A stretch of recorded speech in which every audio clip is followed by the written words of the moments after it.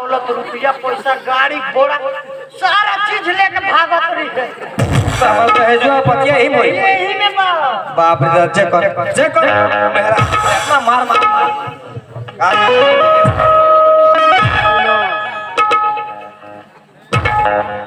ठीक है रे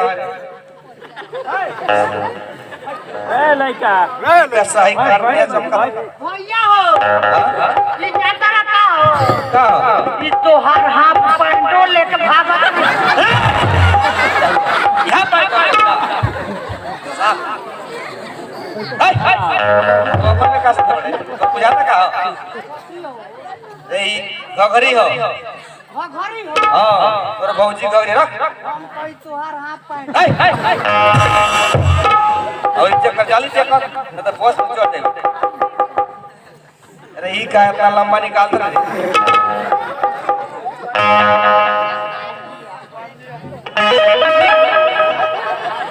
तू काने पे बैठे भैया हैं हमार मुंह जो चोरा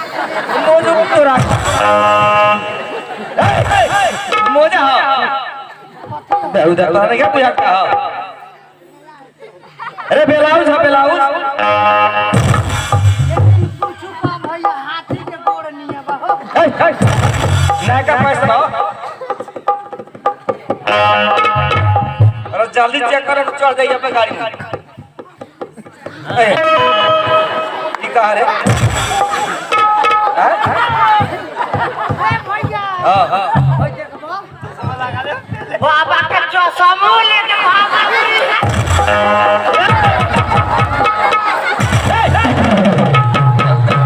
चश्मा ओकरा से लगा दो तो हां यहाँ से ताकला में जानते का लौटा कहां लगा ताकला में सुन मार सालो सुन बात तोरा बुझा दे का ई सब मेरा सामान रख ए नीचे रख चल ये पुलिस बड़ा थोड़े बात ऐसा तोहरा का भइल अरे सुन ना ये तो जानते ना हम कितना खींच भरला कितना खींच जाते अगर जैते वरा मार के मुआ दे मारे लागे तो लोग ना समझी ये अपन में हाथ मारता के दूसरा के हमें पीट लगी हां हां ना के तुझे काम कर पहले तेज हो जाकर अपन भौजी से कहो भौजी हो एक चलो ना हो दे आइल बने तू अपने पूछी के तो तू कहिए हमार भैया तार सैया तुरंत मान दे एकदम ना मारे दाई पूछी का करवा लावली दे तने भौजी खिसियाई बा तनका नीमन से बोले ये भौजी हो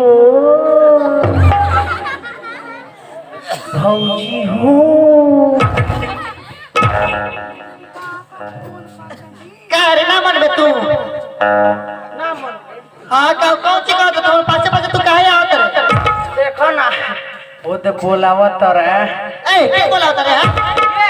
हां हमार सोनिया तोर भैया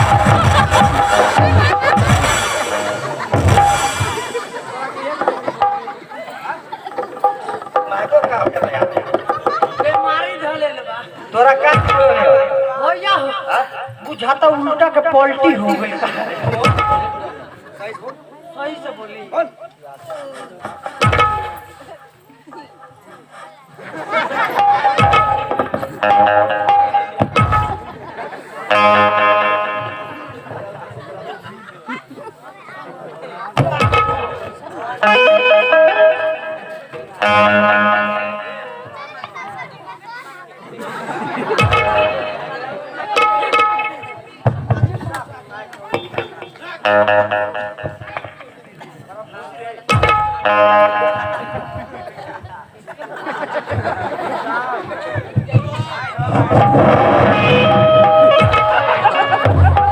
भौजी हो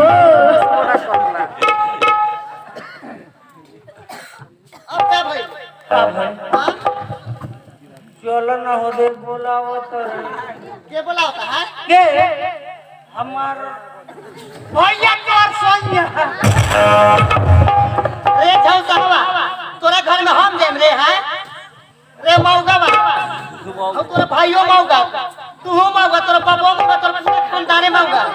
तोरा घर हम जाते हैं हम देख कितना दिन हो गए 5 साल हो गए हमारी शादी भइले आज तक हमारे देश को बाल बच्चा ना भई अब तू मौगा घर हम जाते क्या कर दिया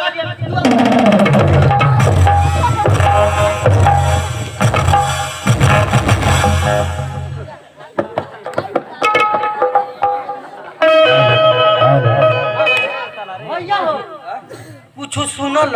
हम कान खजुआ हम का सुने कान खजुआ अच्छा ये बताओ सही में तू मौका बड़ा मौसी बात ये तू मौका तोर भइयो मौका तोर बाबू मौका वो ना तो पता हमर शादी भइले 5 साल हो गेल ऊपर देह से एकरो लइके सब मार में गिरा देम तब ले आइए एकदम बिस्लेरी के पानी बेहोश हो जाई तब आइए ते हट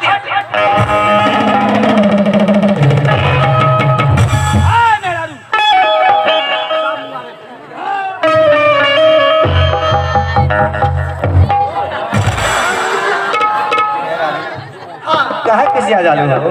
हम का के गई भाई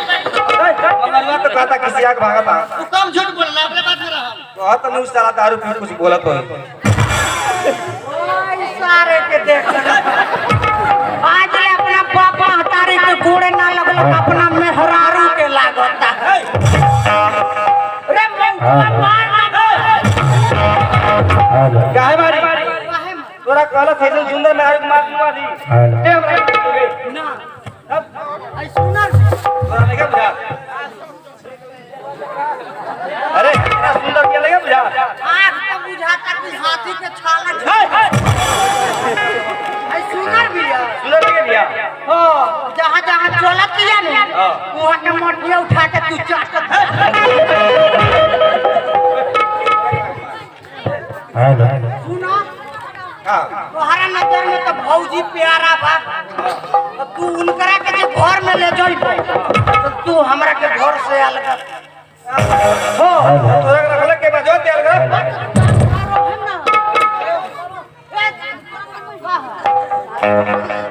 घरवा में हिस्सा दो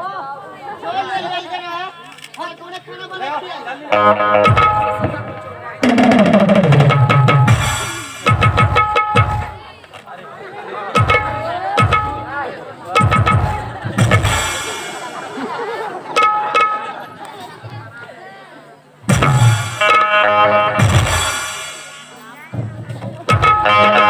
लाग गइल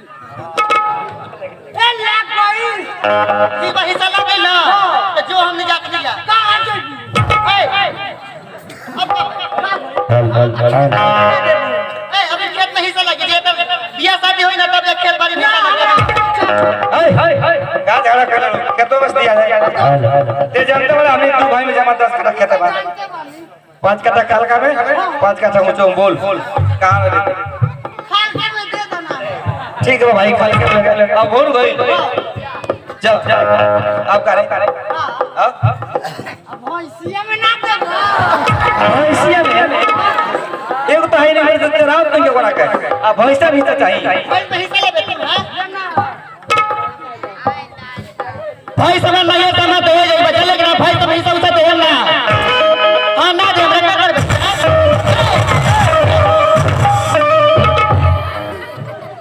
ते काहे को हमारा यार हमार हिस्सा में तो हम मतलब तोहार ई सब करे पड़ल है तोरे संगे में कुछ करबे हां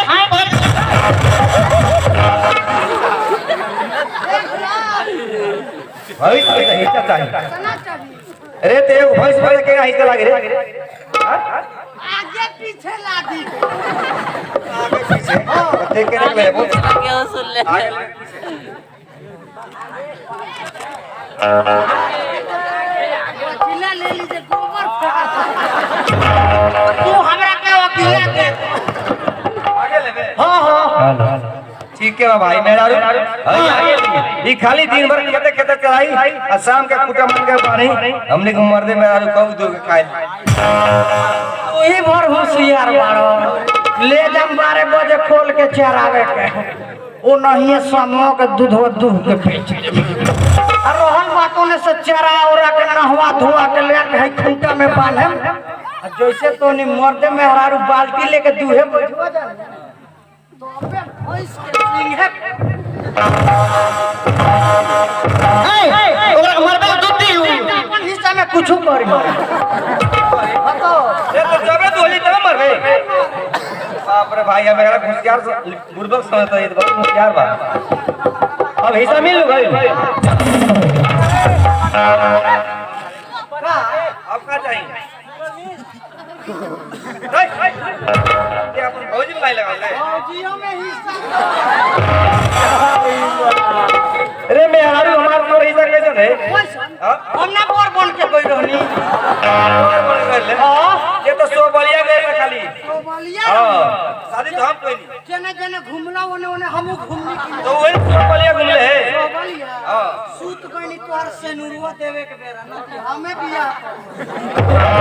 तो हिस्सा चाहिए भौजी में सही से होला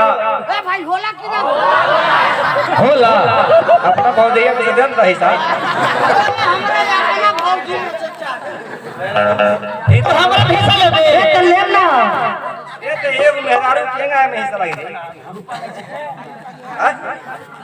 ऊपर नीचे लाग हां ये हम ऊपर नीचे भाई हो ये तो बड़ा किन डाल दला समरा के कहीं पर एक सामान मत ले ले लेके ले बेटे भैया हो मने तू बियाह कइले बारो हां 10 गो लोग देखले बा जानता देख ले बा जानतर जन तो ना होके तो तू ऊपरे वाला हिस्सा ले ले ऊपर आ तू चौके चौके देखावत फिरिए कि हमर शादी हो गइल बा ने चली का करबे हम जानतर का करे ले जाब हम मकई वाला खेत में का करबो जा अपने हिस्सा ले जा के वही में मचाने हला वही में पेट पुनिया सूते ना मान बे तू अरे अगर मान के बात ना समझत नहीं तो लड़की देख के अगर शादी लगा दी जवान हो गई बछौसा भाई अच्छा तब ऐसे बहुत भाग के बोला था देखबा शादी के बाद पहनते हमने सापनिया लगवाई थे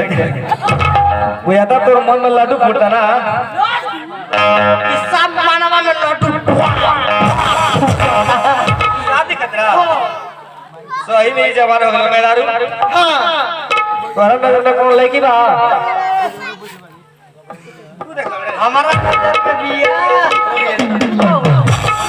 अब तोहर शरीरिया सतमतिया दिया रे हमरा से पसंद करे बड़े आजू से हटकात कर रहनी जाए हां जब लोग के घूमत रह जा साथ तब से लेकिन ये बड़ा जवान हो गई हम लइका बने सब में रात के करे के बड़ी हाई फाई अपन कपड़ा इतना टिकलिन भी ला जाइबा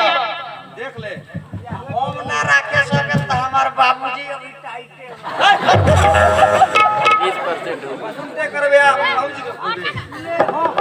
हमार मेहरारू बना घंटा 2.5 घंटा ना होके तो तनी जल्दी बोला ना ठीक बा मेहरारू 10% बाबी सत मत दियो रे बाबी सत मत दियो बाबी ए बाबी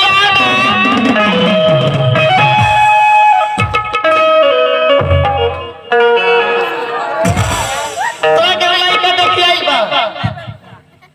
ए देखबो आ गई बा पसंद बा रुको देखा तनी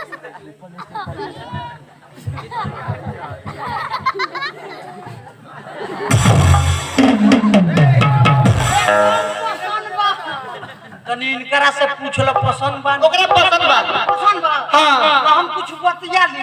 बतियावे जल्दी हम जाई